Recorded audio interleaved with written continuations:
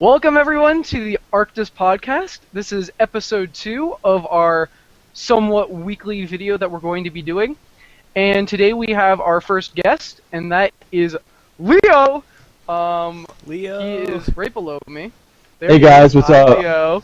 Yeah, so Hi, Leo, I'm introduce Leo, yourself. and I guess I'm the first guest on the show. What else is there to say? Attaboy. So yeah, Leo plays StarCraft with us a bunch, and we talked to Leo, and Leo's like, yeah, I really enjoy video games. I was like, right on, Leo. Exactly. So Leo's here to talk to us about like the games he's playing and stuff, and like what he likes in games and whatever, just general stuff. So this podcast is just going to be us talking about games that we have been recently playing, and kind of like why we like them, and whatnot. And then we're probably also going to be doing another podcast sometime soon, sort of like on news and stuff, and like news in the game industry, and other stuff like that. And then yeah, so I guess we'll get this thing rolling. Who wants to go first? Why don't you start? All right. Well, this week I have been playing Tomb Raider by Eidos Montreal or something like that, and then like published by Square Enix, and I'm like 4 or 5 hours in. So that's like, I think that's like about halfway through the game, and it's like really, really okay. Well, first I should say this is my first Tomb Raider game. I don't know if any of you guys have actually played any of the earlier Tomb Raiders, but yeah, this is my first Tomb Raider game, and I really like it. The gameplay is phenomenal, and like the atmosphere and setting is like super, super cool. My only gripes with the game is that the plot is really, really stereotypical. Like the plot is like really pretty bad. Like I don't like it. I'm not gonna like put any spoilers out there, Like, is it but it's just like very generic? yeah, like I'll give you like the general overview of like what happens in the beginning. So, of course you're like adventurers or whatever, or like expeditionaries, or I don't know, and you go to this you're like looking for like some treasure or something like that, right? And you go to like this island, or I guess your ship gets shipwrecked on an island or something like that, and then basically like you just need to like call for help, and there's like bad guys on the island and stuff. So like I don't know how they got there, but anyhow, like the gameplay is like super, super solid. And there's like a lot of different things that I like about that, and the combat's pretty good. But like being the first Tomb Raider game I played, I don't really have like any expectations for it. Like I don't know how a Tomb Raider game should be made or something like that. But like my current like status with the game is I like it a lot. It basically carries itself with gameplay alone, which is something I'm kind of okay with. Like the gameplay is good enough for that you just kind of want to keep playing, because like you get new weapons, you get new gear and stuff like that that helps you kind of explore, and that's pretty cool. So yeah. So, like you said, the story was like really bad, and I know last week we were talking about BioShock Infinite, how it had like such a good story that the gameplay almost didn't matter. So is it kind of like an inverse on that? Kind of. Like the story gives you a little bit of like driving momentum with it. Like the story's not so bad that you just disregard it altogether, but the story's definitely like not good. The story's definitely not something you're like hooked about. I found myself like sort of okay, so there's like collectibles in the game that I kind of have a gripe with as well. A lot of the collectibles, in my opinion, are pretty useless. They're like relics and artifacts, and like I guess that has to go with the theme of the game being Tomb Raider. But like you'll find like coins from like, I guess this is off a Japanese coast or whatever, but you'll find like old Japanese coins, and then like Lara Croft will do this thing where she just like talks about the coin for like a little bit, and it's like I don't even understand what that's about. Like, okay, this is like a coin from like the Edo era, but like, so what? And some of those things that you can find are like Yeah. audio files, kind of like in BioShock, but like I don't care enough about the story that I just sort of like disregard them altogether. Like I don't care about them, so I don't listen to them. Like the collectible aspect of the game, I'm not a big fan of, just because like I think if you're gonna do something like an audio file thing that you find and it like kind of gives you more and more information about the story, your story should be pretty good in the first place to kind of keep people intrigued on that kind of stuff. So going back to like what you're talking about with the collectibles, I mean, So like you find like an artifact and it tells you actually about the artifact. Yeah, so like the cool thing about the game is because it's published by or produced by Square Enix, it's got that Square Enix polish on it. So like as you know, like Final Fantasy games and like the Deus Ex game, Human Revolution, they have like that really really clean, like well-made look to it. And so like everything you find that has sort of like either like text or anything like that has like audio like dialogue towards it. So like that was a really horrible way to describe it. But like if you find like a jar, like I found a jar of mushrooms, I shit you not, in the game, right? And like but like the thing that kind of like drives like the reason for you to like actually like look at it is because everything's kind of like given a piece of dialogue to go with it. So like when I found this like crappy jar of mushrooms, Lara Croft actually like was like, oh, this is used by old Japanese people to help their immune system and stuff like that. And so like the fact that you don't have to read that and like you can just sit there and listen kind of like I guess helps it a bit. Like it's got that sort of like everything has voice acting. Nothing is kind of just text alone. And that's like kind of something that I'd expect from someone like Square Enix. So I mean that seems like something I would really like. I mean it seems like it would fit really well with like Lara Croft, how she's like an archaeologist, and so adding that little element of like what she does and like puts it into the game. I mean that seems actually really cool, actually. Yeah, I mean I guess if you're going into the game and you're like a fan of like I don't know like archaeology in general or something like that, and you're like, oh, I want to play an archaeology game. I guess it's kind of cool in that regard. The setting is definitely like one of the best parts of that game. I was actually playing it earlier today, and there's a scene where I actually got vertigo because it was like you have. I don't know if I won't give spoilers, but Laura has to climb something really really high, and like it gets really intense at some point. So like the scenery and like the setting is really really really well done, and I really like that of it. The gameplay, I also wanted to talk about this because it's really cool. So there's like, there's no HUD in the game at all. Like, it's weird. So like the screen is completely like blank, not blank I would say, but like completely, like HUDless, right? So it's just like Lara Croft in the center of the screen, and it's third person. And like they kind of like it opens up your eyes more to like the setting and the atmosphere and stuff like that because the scenery is really well done and it's a game for exploration. So like I mean you kind of intend that, or I guess that's like intended. Like that's kind of what you want to go for, and I really like that.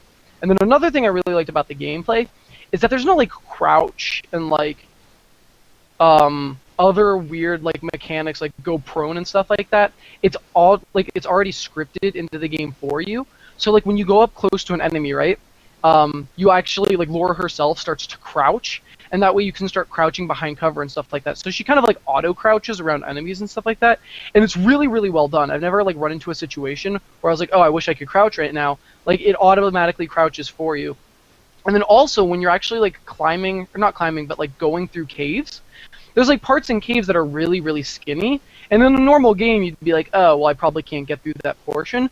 But when you just move Lara Croft like over towards that portion, she'll like skimmy her body through it or like shimmy her body through it and like make herself smaller and stuff like that. And it gives you like that claustrophobic feel and stuff. And it's really really cool because the way like Laura like reacts to her environment like makes her feel like an actual person. Because like it's weird. She doesn't have like the same posture everywhere she goes. Like if she's in deep water, she'll like raise her hands above her head and stuff like that, or she'll make like a comment about how the water's like freezing. And then like if the water's like really high up or something like that, or it's like swampy water, she'll actually kind of stagger through it. And it's like that really like close attention to detail is what makes the game actually feel like super fluid and solid. And like I guess my last thing I want to talk about the game that like really made me happy is Lara Croft. Like since the game like revolves around her, she is super super well done. Like her character develops like as you go along, and like her morals change, of course. Because it starts off like she's never killed anyone and stuff like that. She's just a normal explorer, and as like shit hits the fan, like she has to make these decisions and do these things that she wouldn't normally have to do, and it like changes her as a person. Because as you can see like in the photo right there, she's got like blood all over her and stuff, and like scratches and stuff, and that kind of like that's like kind of the game, right? You start off as like this clean, like girl, you're just going to like, go exploring and stuff like that. And then towards the end, you're like this battle-hardened, like gritty, bloody mess because of all the trials and stuff you had to go through. And it's really, really well done. Some like examples of it are a little overdone and it feels a little fake, but most of them feel really authentic, like the situations and stuff, and more in Laura's reactions to it. And I really like that. And I have to say, like, it's a really, really fun game. And like, if the story was a little bit better, I'd feel really comfortable giving this game like a really good score. But like the story as of right now, I can't, like, I'm not all the way through. I can't give the story like a really good score.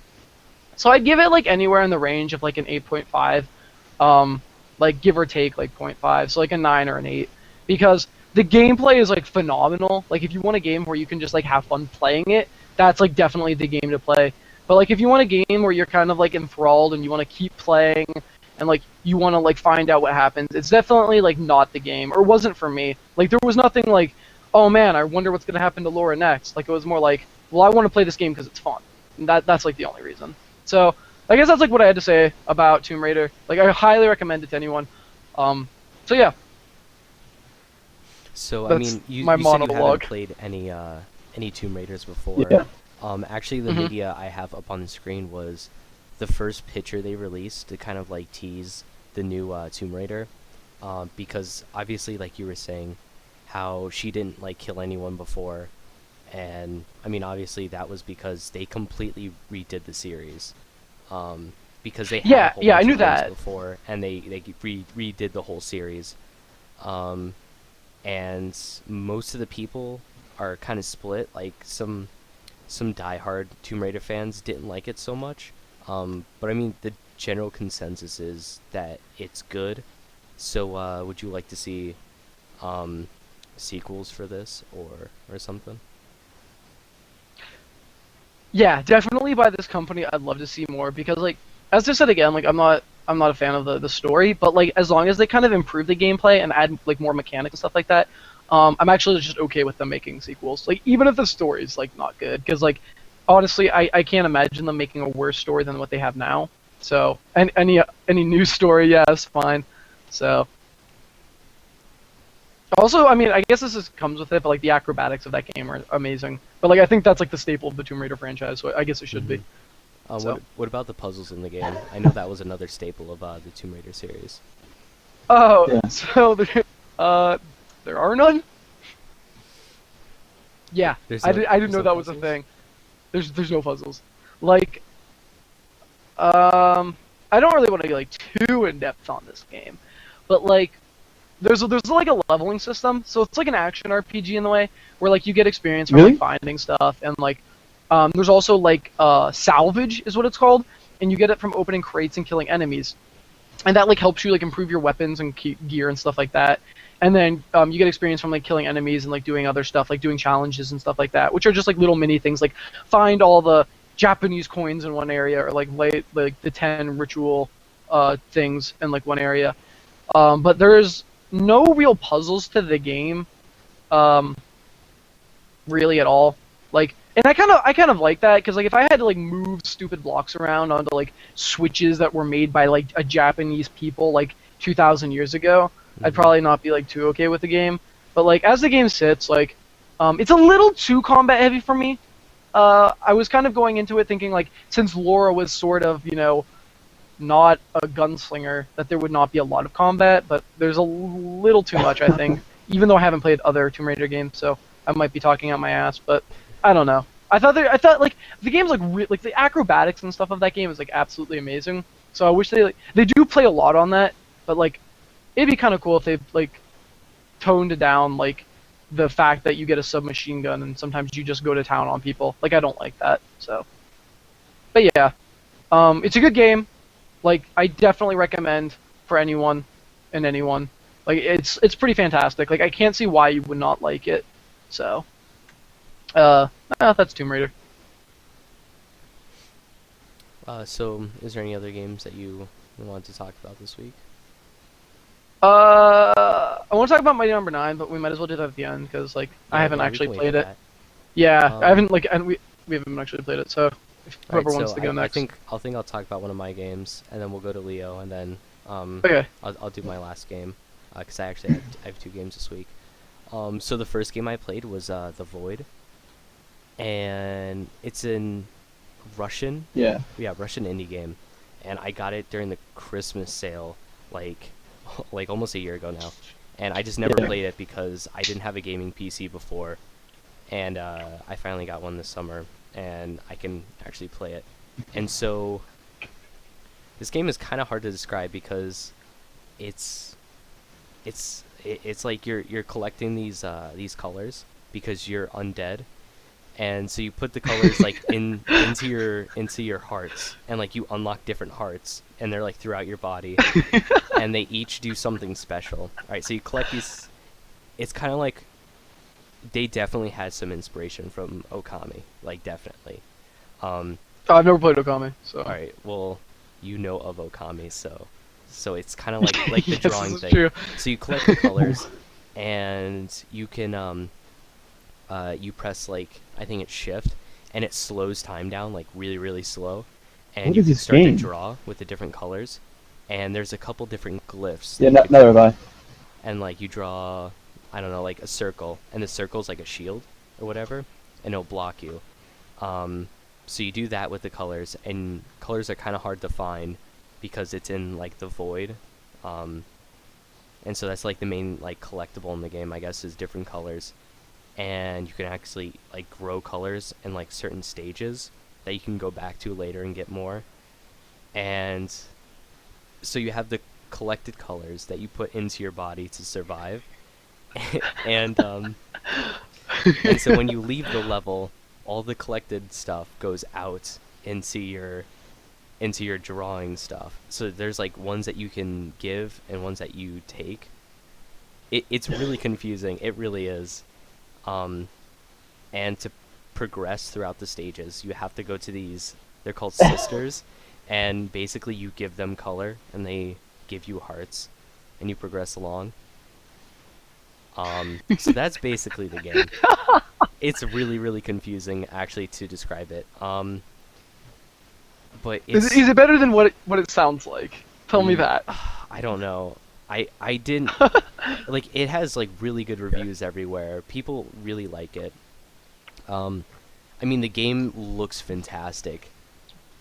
This is I couldn't really find an interesting game. Yeah, it's a really interesting game. I mean, I have a picture on the media that shows kind of the colors, like, so like you can infuse like the colors in the trees, and that's how you like harvest them.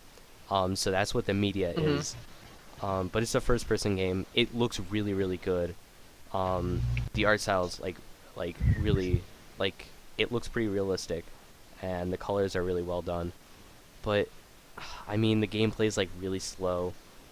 I didn't really like it too much. I couldn't really get into it because of how slow it is.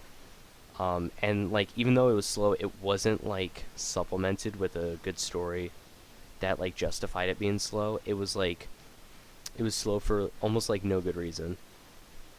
And one thing that did play into that is your walking speed. Now this is something like really nitpicky, but I noticed about a couple different games, and it really bugs me. So when you like move slow, like you know how sometimes if you jump and you keep jumping, it makes you go a little bit faster.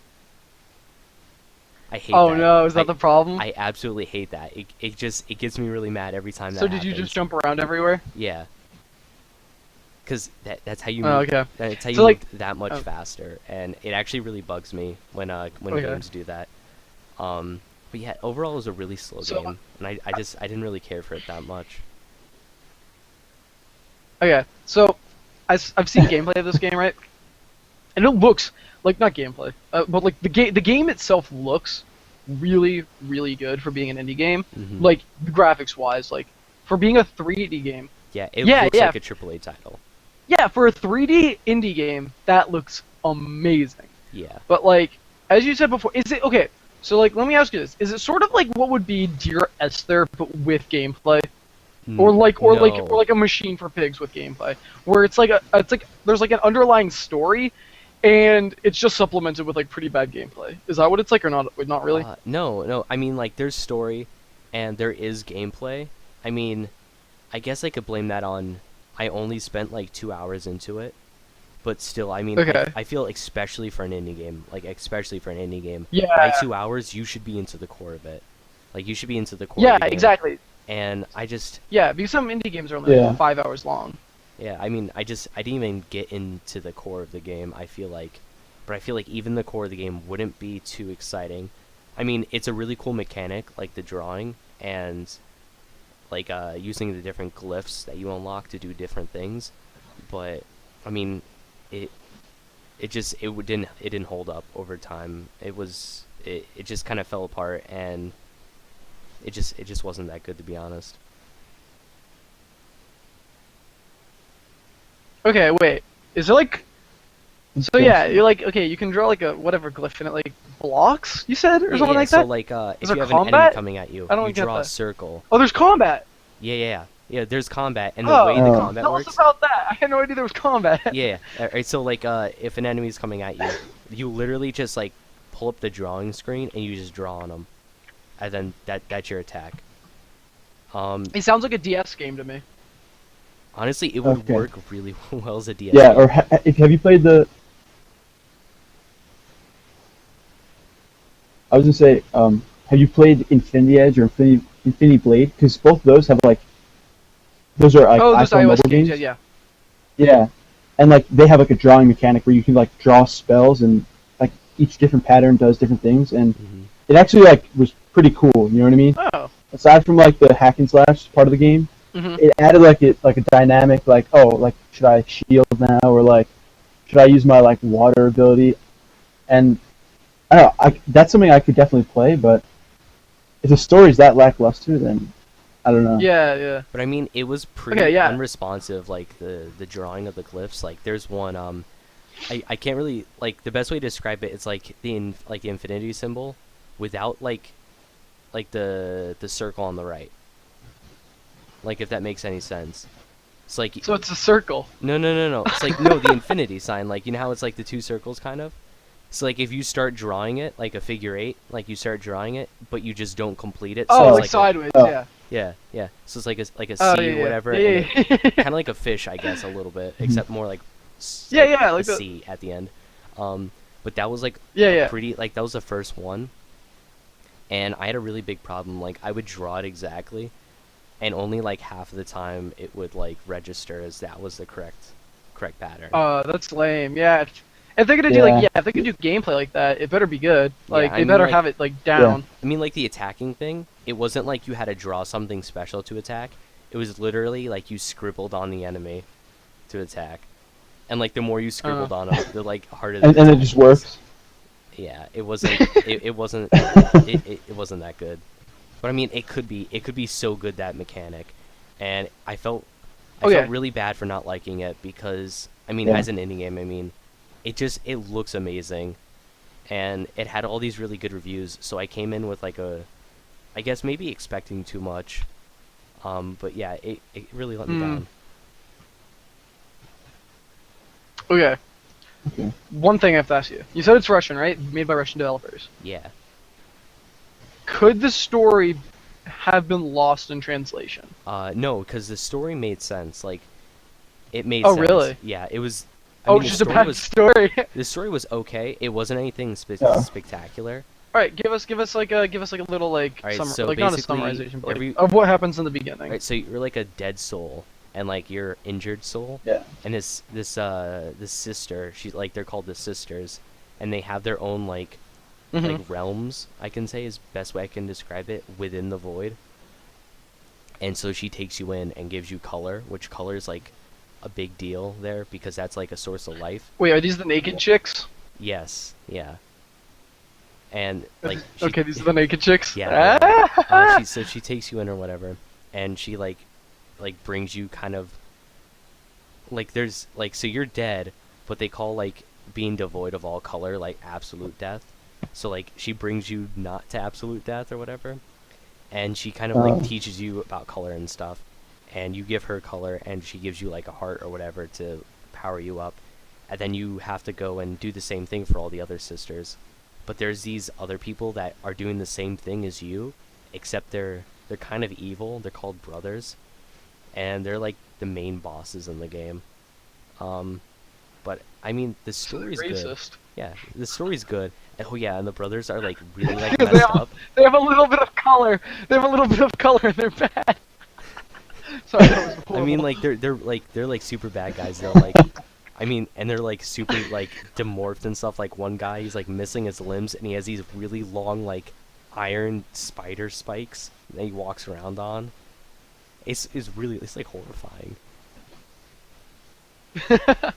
All right. So if you had to like rate the game, what would you give it? From what you've played? Interesting. Like, honestly. I mean, I probably wouldn't pick it up again, but it like wasn't the worst thing I've ever played. I mean, I would say probably a 5 out of 10. I mean, most of that being So you're not gonna play it anymore? Probably not. I mean, most of it was supported by how well the game looked, and I mean the story was okay, and the mechanic was good, but it just wasn't implemented well.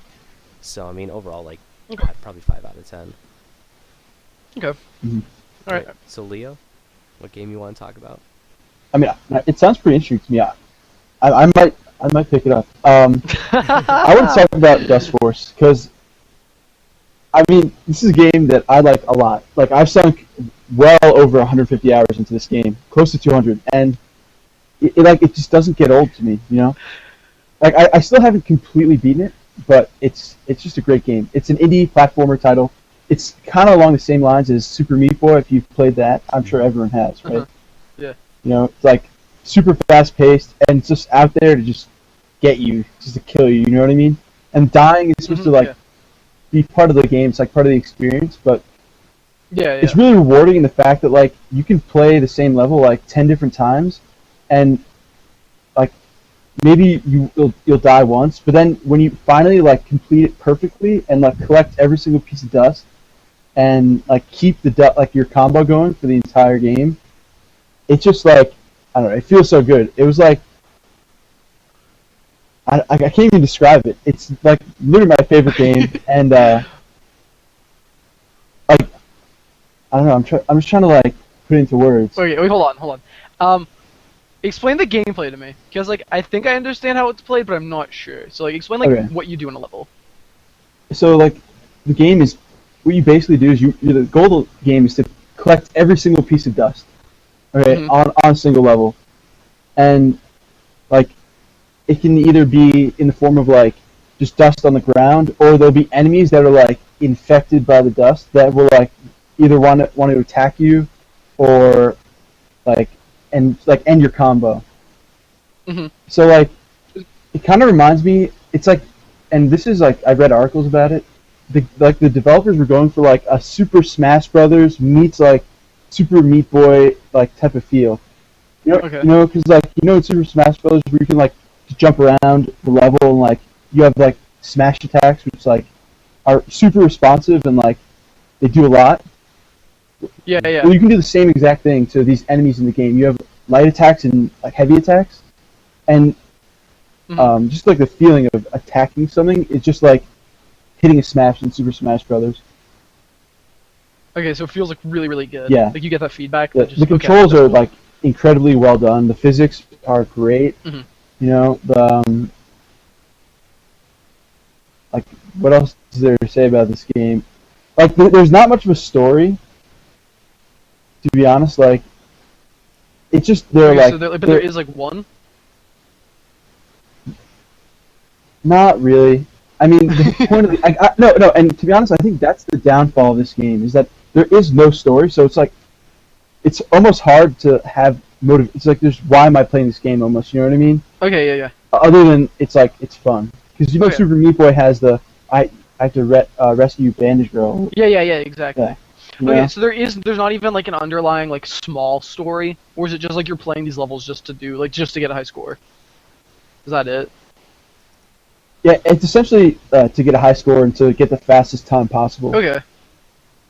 And, like, just to, I guess, make the world clean. But, like, they don't really go into the story too much. Like, there are, like, enemies, but I don't know. Alright. But it's honestly, like, the soundtrack is what really, like, adds to the whole experience, you know? Yeah. Like, you're playing these levels and you keep losing because they get exponentially harder like the more levels you complete. Mhm. And like by completing the easier levels, you gain access to the harder levels. It's a pretty standard mechanic. And the music is really soothing because as you keep dying, you get super frustrated, like trying to make a certain jump or like complete a level without dying. Like the music is always there to like calm you down and like literally bring you back from like raging, wanting to like destroy your keyboard. You know? Would Yeah. you say it's like as hard as like Super Meat Boy, or it's not as hard as that? I think it's much harder. I Whoa! Wow. I can't play this game, man. Like- like I played both games and I didn't finish Super Meat Boy, but like I played until like the last world, and it was pretty challenging. But like just completing the level is like that's it for Super Meat Boy. In this game, like you can complete a level, but if you don't get every single piece of dust, like you still haven't really beat the level yet. You know? Mm-hmm. Oh, I got you. So like Okay. it's just like an added depth to like, oh, I could finish this level and get to the end, but like if I haven't cleared every piece of dust, then like there's still more to be had, you know? So is it like So a is there, game like, where a you're right gonna way? die like a million times, or is it just you're gonna constantly restart the level so you get all the dust? You're gonna die a lot, but when you die, it instantly restarts. Just like Super Meat Boy, where like you instantly go to the beginning, Mhm. and there are checkpoints as well. So it's not like you're like hitting the same level over and over and over again. Because especially with some of the harder Sweet. levels, like the first time you go through it, you're gonna need to like learn it and figure it out. Is there a right way to beat a level then? As you were saying, like, because you can like if you don't collect every piece of dust, then essentially like you're beating the level, but you're not like 100% like completing the level. So it's like, is there like a right way to beat it then?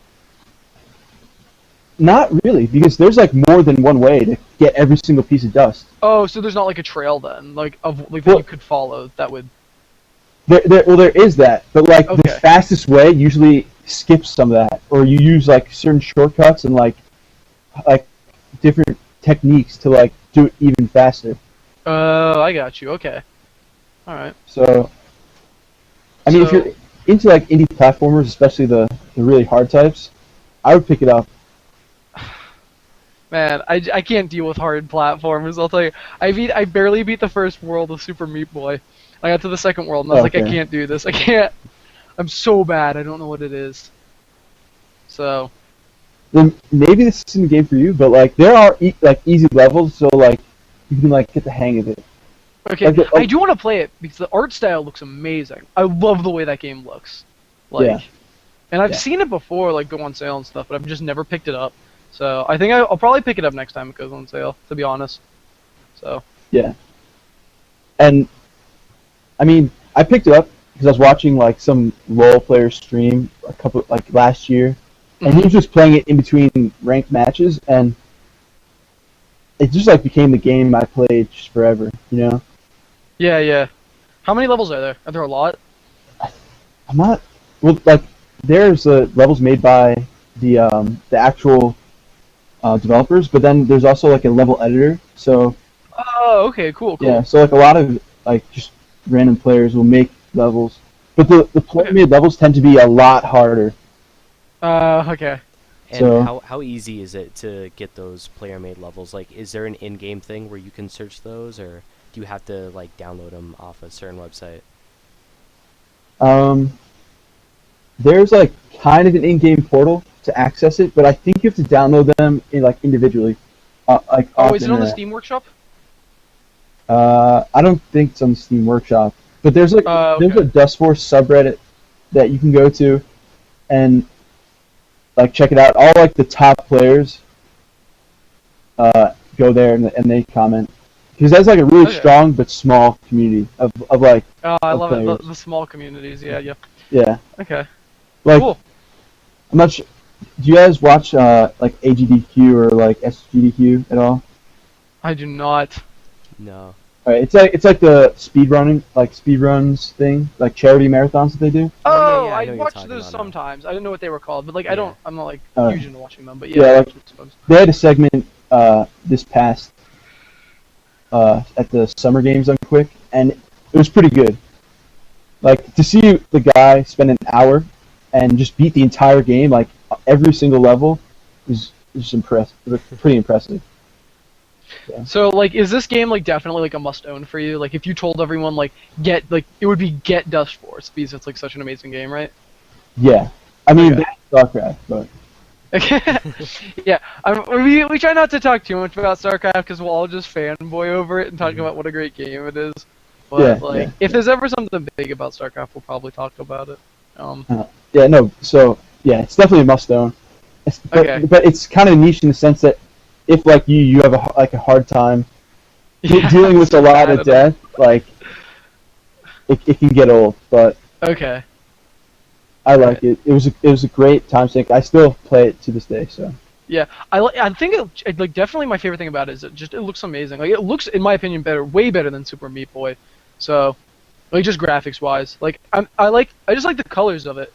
It's like it's like calm. I don't know. It doesn't like pop. I don't know if it's just this media, but like all of the colors I've seen for it, they seem like pretty like chill and mellow. So. I'm actually really excited. Like, after this, I'm probably gonna listen to the soundtrack, because I really like games with good soundtrack. Yeah. All right. I bought it. After playing the game, I could not have it. Like, the soundtrack will just come on, like, when I'm walking to class or something, and, like, I instantly just get so happy, like, no matter, like, what the situation is, so. It's pretty cool. Yeah. So overall, what would you give it a score?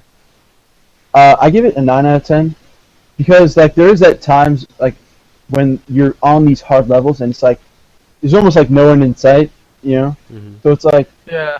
So it gets kind of frustrating, but I liked it a lot. Cool. Sounds good. I think we're actually going to take a quick break, and then when we come back, we're taking a break. Talk about some more games. Alright, guys, we're back with the Arctos Podcast, and Leo is going to enlighten us about the beauty of Papers, Please. Okay, so Papers, Please is a game I picked up about a week ago or 2 weeks ago, like right at the beginning of school, and it's pretty interesting. Like, I haven't really played like that many of these types of games where like it's like a simulator almost. You know, like I'm trying to think of, it's like a real world like simulation of like some job. Yeah, I don't know. I kind of know what you're talking about. Like, it's not. There are like a couple different games, but it is. Yeah. Yeah. Like, I kind of know what you're talking about. I mean, it's weird. It's like I don't know the exact genre. It's just like you play like a customs agent, or like not customs. What's it? What like is a it? border patrol person, right? Yeah. Yeah, you're like the agent that like marks people's passports to like get into your country, and it's supposed to take place in like the late '80s in like a country just like the Soviet Union or what is now Russia. Yeah. And like basically the game, like during the game, all you're doing is looking at people's passports and like their identification cards and like seeing if they're fake or real. And if they're real, you let them in the country. If they're fake, you just deny them. And like it was actually pretty like fun to play. I played it for like 3 or 4 days because that's all it took to beat it. And there's like the story is just that like you live a hard life and your boss is like a really like he's a hard ass like Russian dude who can like have you like sent to jail or like have your family killed if you like don't do a good job. Then there are also like people who are trying to bribe you to like do this or like let them in or start a political coup d'etat or something like that throughout the entire game. And yeah, it was pretty good. It starts out like fairly easy, but it gets harder. Like as you can see, there's like work permits and entry permits, and then someone's passport, and there's all these like little details that you have to reference, like your little guidebook, to make sure are like legitimate. Yeah. And then you can like stamp or deny them. So wait, yeah, so is there like a big story behind it? Like, is there a story going on in the game?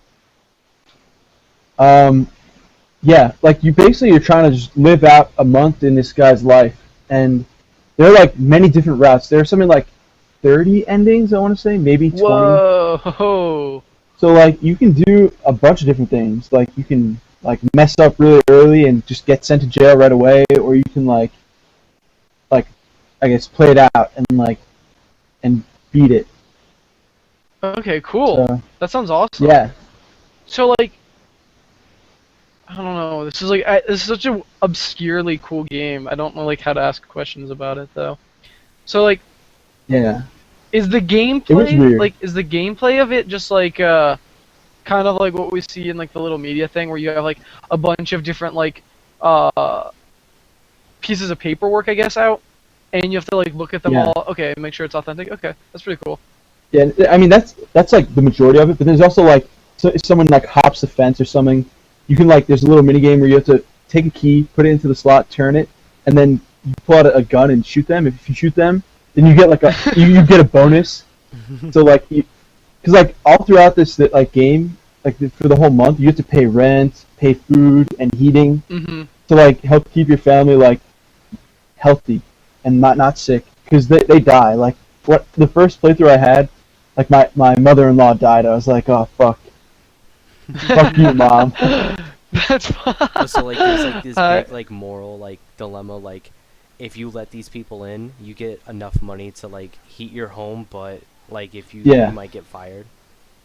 Yeah, or like there's an incentive like, oh, if you detain more people, then the security guard is going to give you more money because he gets a bonus for the amount of people he detains.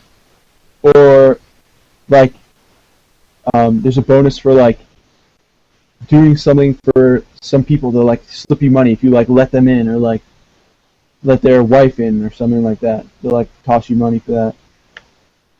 That's Yeah. awesome. This game sounds like super deep actually. Yeah, no, yeah. Like I like It it. seems like on the surface, it's like, oh yeah, you're just like a passport agent. Like, how stupid is that? But like, to actually play it, it was incredibly fun.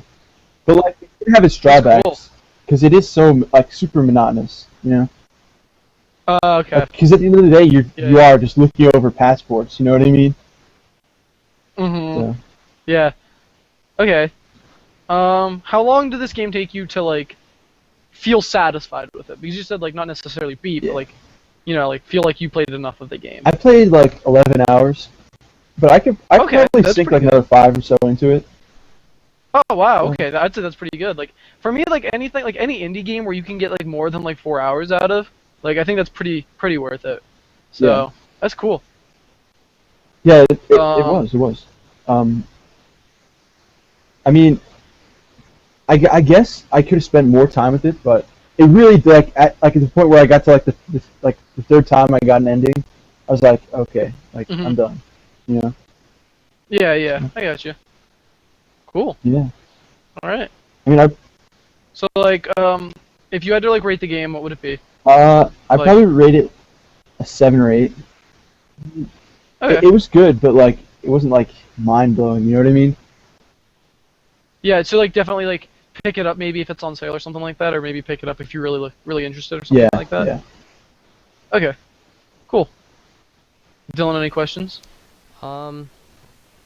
So like what we see on the screen, is it just like that view or is there more views than that? Like I actually I have no idea how this game really looks. So like is it basically look exactly like what's in the media center? For the most part, that's the view you get. Mhm. You know, there's like short segments where like you'll be paying your bills or whatever, where there's just like a blank screen with like numbers on it. But other than that, you're looking at this. But the diversity of the people's faces is enough so that like it's not like totally like, oh, it's the same people walking in, you know? Oh, I got you. Yeah. Okay, that's cool. So would you definitely recommend it to pick up? I recommend it if you're interested. Otherwise, like if it's on sale, then I'd maybe look at it again. Mhm. But I have nothing really that bad to say about this game. So Cool. Sweet. All right. All right, so I think I'm gonna talk about the last game that I played this week, and actually I didn't tell anyone here about this game. because I know it's. Oh, is this the surprise? It's the Yeah, this is the surprise. Is this the surprise? Because this is a really big deal among me and Grizzly. So I Oh, was. it's Fez! It's Fez! It's Fez! All right, so Is it not Fez? I was playing is it games not with one of my Fez? friends last night, Tom, and I was talking to him about this one game, and he said that like even though it's like a month late, he's like, I'm gonna get you an early birthday present, and so for like 3 hours today, I played some Rogue Legacy. You played Rogue Legacy? Yeah, I got Rogue Legacy. And this is actually like a big deal Alright, for me alright. and Grizzly because we've been talking about this game for like Oh my at least gosh. the past week. But yeah, this is a Oh, really Rogue Legacy looks so really good. really good Alright. game. Is it okay? So it's everything that we expected. Yeah, it is. It's actually everything we expected it to be. It's a really fun game. Oh my gosh.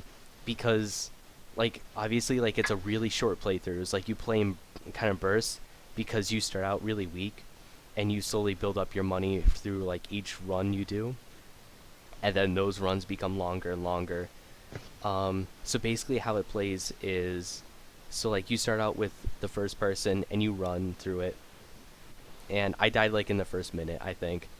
And so all the money I got in that run, I was able to buy upgrades for my next in line. So like your heir is, you get to choose like among 3 people, and they're random classes. So like the beginning class is like barbarian, knight, or mage, and they all have swords. Like that's the staples. Like you have a sword, and they all have a different spell. And based on their class, they all do special things. Like the mage, every time you kill someone, you get more mana. So you do a run and you collect money, and as soon as you die, you pick a new heir, and then you go to your upgrades menu. And so the first thing you buy is a blacksmith, and you could use your money on him to upgrade your equipment. And then after that, you start unlocking like more health, and then you unlock like prestige classes, I guess, for your classes. So like your barbarian becomes a barbarian king, and he does like a special ability, and then you get a paladin instead of a knight who can block. And then you unlock more classes as you go along and more upgrades. And you just keep doing these runs, and after each one you just become like a little bit more powerful each time, because you keep getting more money. But it's a really hard game. Like it's definitely very Binding of Isaac-esque, like kind of hard. So wait. Slow down.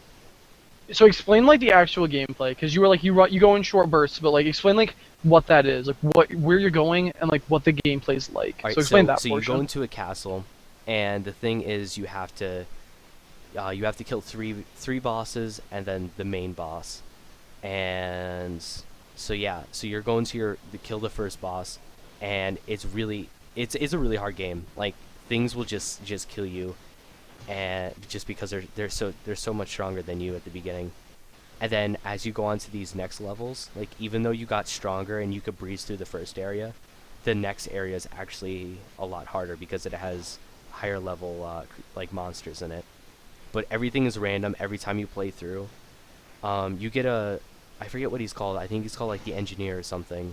That's probably completely wrong, but it's a special upgrade you get where you pay him like I think 30% of whatever you get during the run, and he locks the castle.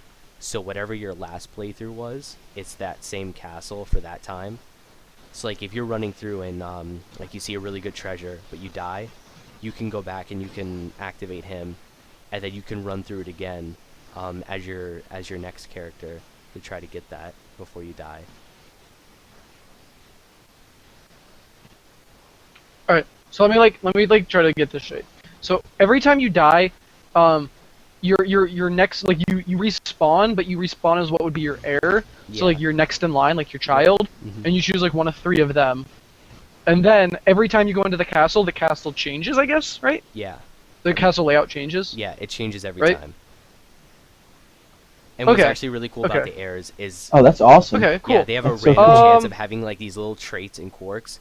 So like you can have one that's like a dwarf or one that's like a giant.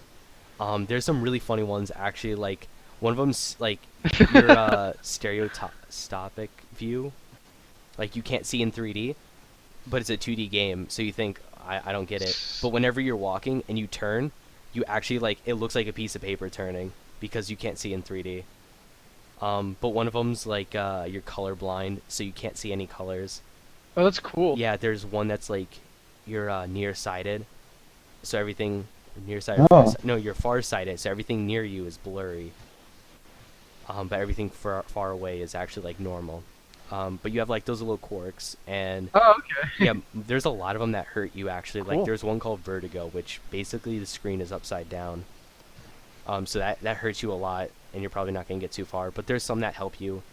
Like if you're a giant, you can't be knocked back. So yes, it's actually really interesting, and it's a really fun game. Okay. Especially if you want to just pick it up real quick and play for And then the game. 10 minutes. So wait, like the game is like, yeah. So the game's Metroidvania, right? Like, gameplay wise. Yeah, this game right? seems awesome. Mm-hmm. Dylan. Yeah. Okay, it is. Yeah. I couldn't hear your. Oh, yeah. Yeah, I It couldn't hear is. that. Okay. Okay. So, I'm assuming there's additional weapons and like stuff, right? Actually, right now, Kind of. I think you No? can unlock different weapons, but right now I'm still with the sword. But I did upgrade the sword, so I'm pretty sure you can upgrade past the sword and maybe get like an axe or something. But the way you upgrade your equipment is you Okay. find blueprints like inside the castle, and so on your next run through, when you actually see like the blacksmith and some of the other like characters that help you out, you give the blueprints to them that you found, and you could purchase the new upgrades. So you get like better armor or like a new sword, or I assume like there's different weapons that you unlock as well. Oh, I really want this game. Yeah, it's a really good game. Um. It's a lot like Binding of Isaac, in the way, not necessarily the way it plays, but the way it's constructed, I guess. Yeah. Where it's random every time. It's definitely, it's skill based. Like even like because you need to play well so you can get better. You can like do a run quickly and just go in and out. Yeah. I mean, it's possible, I guess, just like Binding of Isaac, to get through everything, even if you don't get good upgrades, or if you get dealt the bad hand on the random generated stuff. But it plays the same way. Okay. Where like you could be playing for like 1 minute and you could die and you have to start over, or it could be a really long run. But I mean, in the beginning, most likely it's gonna be pretty short. Oh, okay. So you're expected to die, right? You're not expected to be able to like No. beat the game in like No. 3 playthroughs, right? No. Yeah, okay. I'm like, Yeah, okay. I think I'm on Yeah. my like 15th air or something.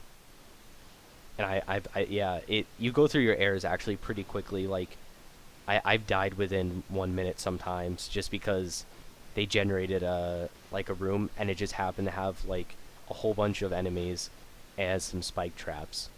Like I just got dealt the bad hand Okay. on that one. So I'm gonna assume that there's unlimited airs, right? Yeah. Like you have unlimited children. Yeah, it's unlimited. Okay. Okay, good. Okay. So wait, are there there's like different zones of the castle, right? Yes. Right? Actually, Yeah. I was only in the the beginning part Okay. of the castle, but you go to like this old like dusty part of the castle that's kind of worn down a little bit, and that's like the next part of the game, and I died in like the first area because everything was just really hard, right there. Okay. Cool. But yeah, it's So like, how does the game play? Like, are the controls tight and stuff like that? Like, actually that's the one thing I'm a little unsure of right now. I had to change the Ooh, no, controls no. around because it's kind of weird. Because it's directionals, like left, right, and down, or left and right move you, left and right obviously, but up unlocks chests, and down is for when you're jumping and you want to do a down attack, or you want to drop down through like you know in platformers when you drop through like a platform. Wait, are you playing this? Are you playing this on a keyboard? Yeah, I don't have a controller. Oh. I feel like it would be way better on a controller. Oh, I got you. Like if you had an Okay, Xbox yeah. controller, it would be exponentially, like the controls would be really tight. It's just a little bit tricky on a keyboard. I definitely think it was like made for a controller. Wait. Pause. Leo, did you play Dust Force with a keyboard or a controller? Okay. Oh, okay. All right. Yeah, because I've always heard that you're supposed to play platformers. Like Super Meat Boy says, like you should probably play with a controller, like Yeah. over a keyboard. I and stuff played like with a that. keyboard, but So- it's recommended for a Alright. controller. Okay. So like, how long do you think Rogue Legacy will be of a game? It's really hard to Yeah. say. I mean, I could be playing this like Yeah. maybe like like 10 or 15 minutes a day, or like maybe 30 minutes a day, like every day, and it's gonna take a while to beat. But that's not necessarily a bad thing. Even if you Okay. don't get really far in your runs, it's still a really fun game. And because it's randomly generated, and like the loot is randomly generated too, like where the chests are, yeah, like it stays fresh. And that's actually another thing I want to So talk wait. about is the chest. There's a certain type called like fairy chest, which Uh-huh. when it appears in the room, like when you see it in the room, you get a special like prompt that you have to do to unlock it. But if you don't get it, like if you don't follow the rules of it, you don't get it. So like it'll say maybe kill all the enemies to unlock, and usually it's gonna be a really hard room to kill all the enemies, or it'll say don't take any damage, and that'll be really hard. But they're actually kind of funny sometimes. Like one of them was don't look at it, so you had Oh, to wow. get it without looking at it somehow. I wasn't able to do it, but yeah, I was like don't look at it. It's definitely a really silly game, especially with the traits. Like one of them is like you have like chronic like bowel movements, and so like you'll be jumping and like you'll get that little like cartoon like fart like sound or whatever whenever you're jumping. Okay, so wait, it like doesn't take itself too seriously or No, anything no, like that. it's a very like silly game. Okay, that's cool. I like that. I love the graphics, dude. The art style looks awesome. Yeah, it's It looks like very it's a- good. I really like It the way looks like it's looks. either insanely detailed pixel art or it's like really just like cool stylized like hand drawn. Yeah, I would have to like look at the game actually pulled up again to check, but it's definitely one of them. It's Oh, it looks great. it's very crisp though. It's a great looking game. Overall, I Okay. would probably give it, Yeah, let's hear it. I don't know. I mean, we rate games and stuff, and it's kind of hard to compare like rating two games because Yeah. they're so different. But I mean, overall, it's definitely a 9 out of 10. Wait, so Definitely a 9 out of 10. I mean, Oh wait, is there a story? yeah, I don't- yeah. Well, Oh, there yeah, is? that's the story. Like, I mean, it's not really a big, strong story. It's kind of like a Super Meat Boy kind of story, where it's kind of in Oh, the okay. background. But yeah, you have to like kill the bosses and stuff yeah, to get to the king.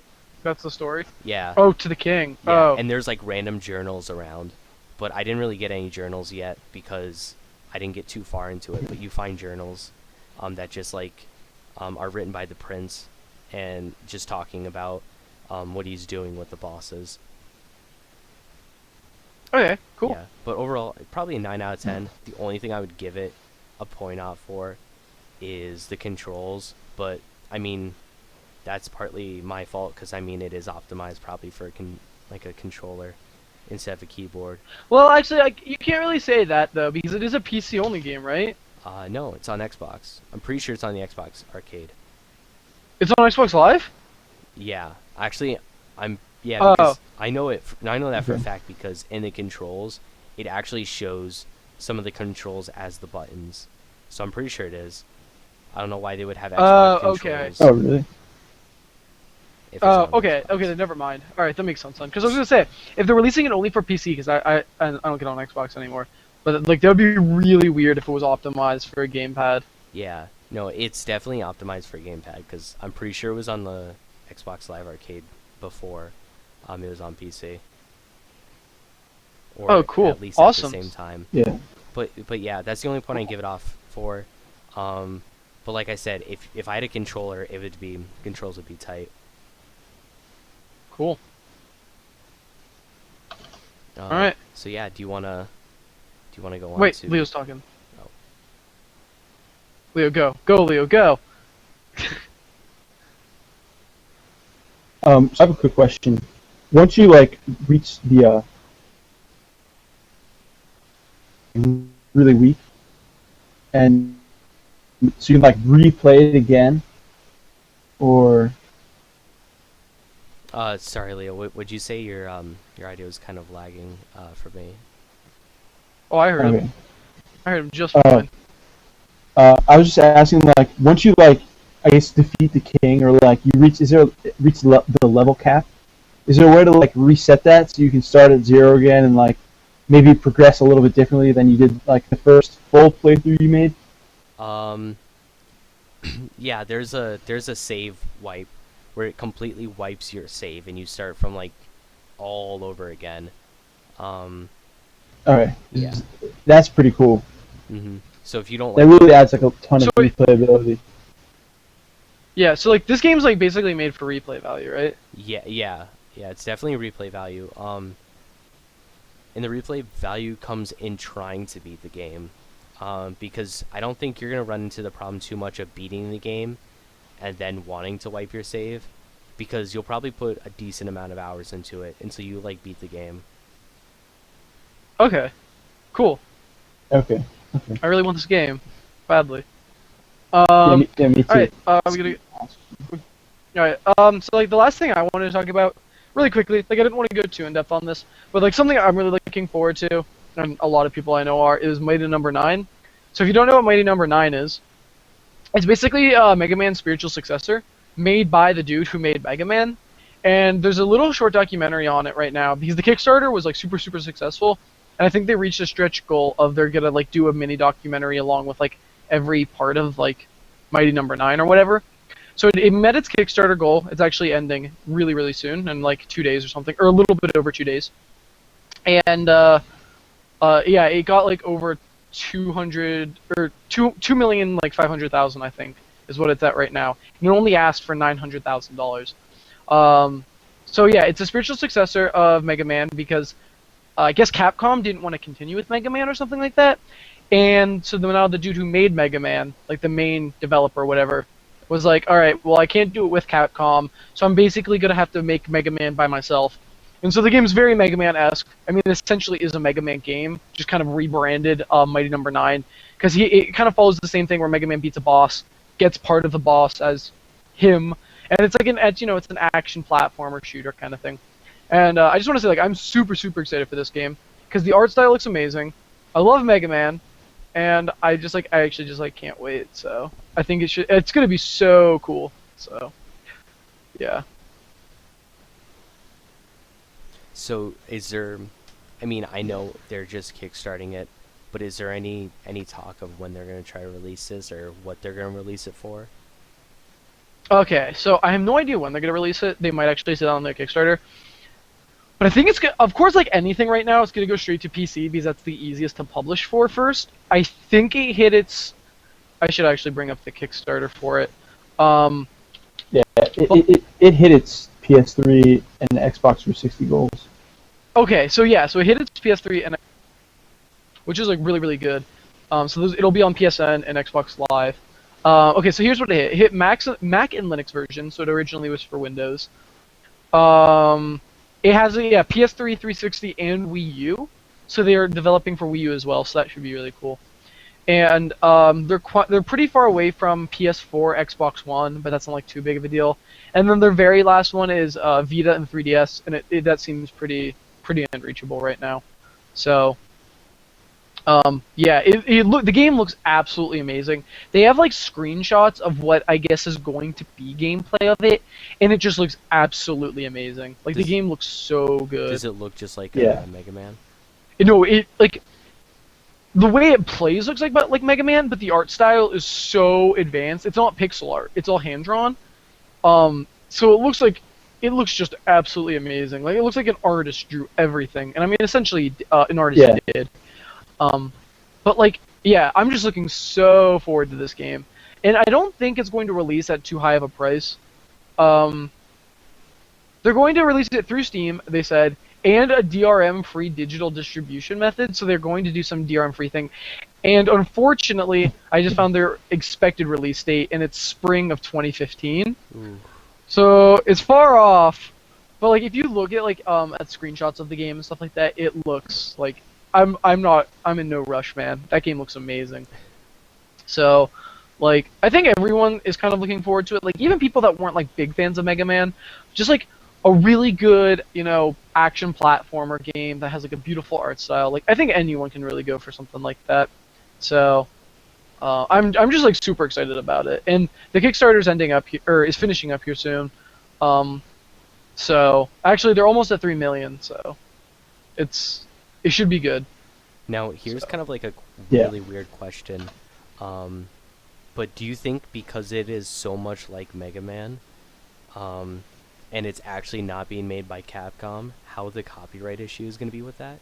Or if they're going to kind of let them pass because the creator of Mega Man is actually making this? I think it's fine. I think it's good. I think they have got that all figured out. I can't imagine that they would do all of this and then start a Kickstarter and be, like 28 days into their Kickstarter and having raised $2,800,000, and then be like, oh yeah, we can't release it, copyright, right? Mm-hmm. So I would assume they have that all figured out.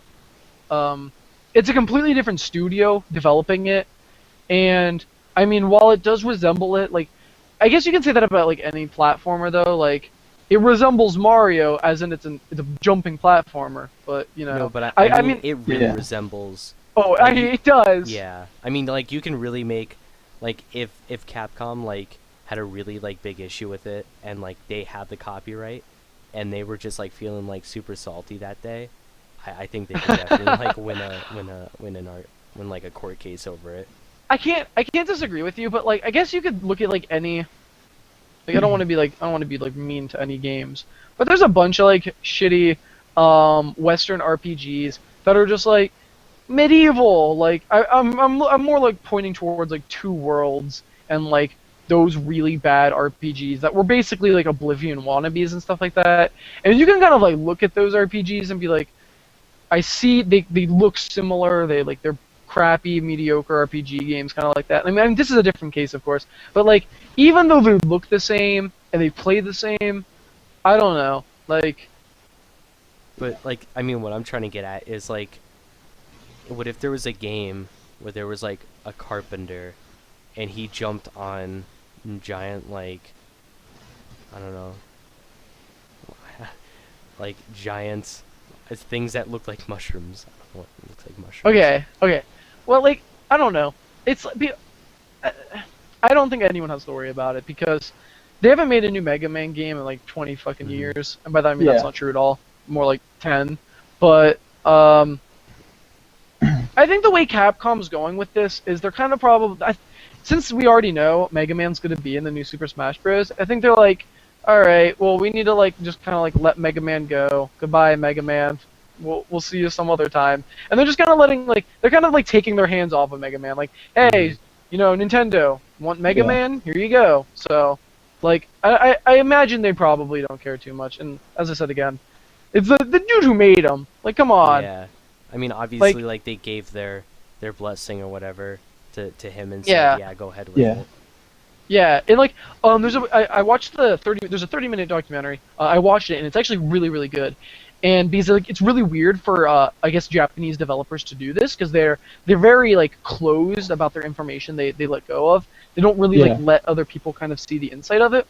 And it's on their Kickstarter, so you can go watch it. It's called like a documentary episode number 0. So I think there might be more like small. It's only 30 minutes, so it's not a big documentary by any means. And there's a lot of other people from Capcom that have actually joined them. There's like a lady who does the music for them, like the soundtrack and stuff. She used to work on Capcom games, and yeah, there's people that helped them on the original Mega Man games. So like I would assume that like Capcom's definitely like, yeah, go ahead, go, like no big deal. So, but yeah, this game, oh my gosh, this game looks good. I cannot wait. It looks really great, and I think it's more like the fact that Capcom was thinking, no, we're not going to make another one of these games, and you're a former employee of ours, like, who wants to do something creative that's just like Mega Man, like, we don't really care, you know what I mean? Because it's like in the spirit of Mega Man, you know? So I mean, this might also even help like Mega Man, because like people might say, like see this big like Mighty Number 9 like discussion and be like, yo, he looks like Mega Man. Oh wait, Mega Man's gonna be in like Super Smash Bros. And stuff like that. Like it'll probably even help like revitalize Mega Man in a way. Maybe, I don't know. So I'm actually super excited for this game. it looks so good. I think everyone's excited. Yeah, I don't know anyone who's like, screw Mega Man, but like it looks good. So, anything else to talk about? I think that's that pretty much wraps it up. Is there anything? All right, that you wanna closing on? words. Yeah, closing words. I guess I'll start us off. Thanks for watching, everyone. If you were live or watching the VODs, thanks anyway. We're gonna try to do this again, as I said. Try to do it weekly. We're not gonna kill ourselves over it. We're also gonna try to do like a news podcast thing. So expect something like that, hopefully along the way. And then additionally, I'm gonna try to make more StarCraft content, and try to make like more indie game content, specifically like towards indie games and stuff like that. So yeah, thanks for watching, everyone, and I'll let you guys take it away.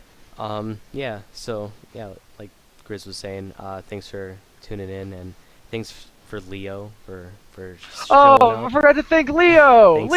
Thanks, for, Leo. Coming on and doing this with us. Hopefully, we'll have you on again. Yeah, definitely expect this and our news podcast to come out relatively soon. I and also Grizzly are going to be working on indie spotlight kind of thing, where we're going to be showcasing indie games. So look forward to that. That should be pretty fun. And Leo, do you want to wrap it up for us? Thank you guys, Grizz and Beal, for having me on the show. I really appreciate it. I had fun. I love talking about games. So yeah, thanks for having me. All right. All right. Thanks for watching, Sounds guys. good. All right. Bye.